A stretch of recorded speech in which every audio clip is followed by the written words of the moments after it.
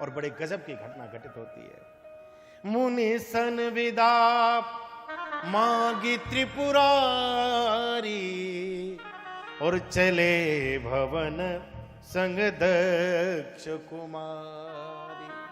तुलसीदास जी ने चौपाई ऐसी लिख दी कि लोग सोचने पर मजबूर हो गए। ये वही तुलसीदास जी हैं जब सती जी कथा सुनने के लिए आ रही थी तो क्या लिखते हैं? बोले संग सती जग जननी भवानी। वो कौन है? बोले सती हैं, जगत जननी हैं, पराम्बा हैं, भगवती हैं।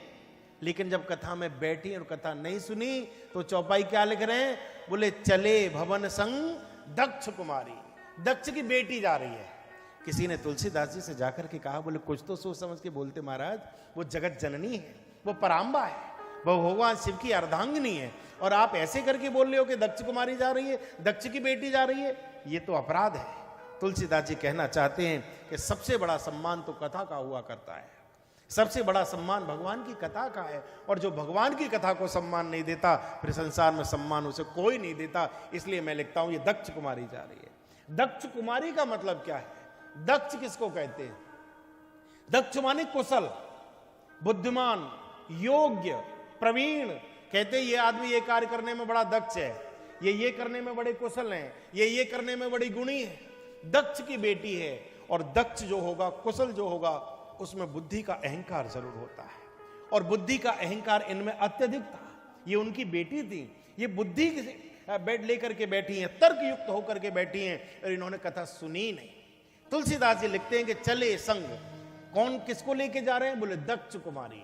ये दक्ष कुमारी को अपने साथ लेकर के जा रहे हैं। ये तो ऐसी की ऐसी जा रही है, ये तो ऐसी की ऐसी जा रही है।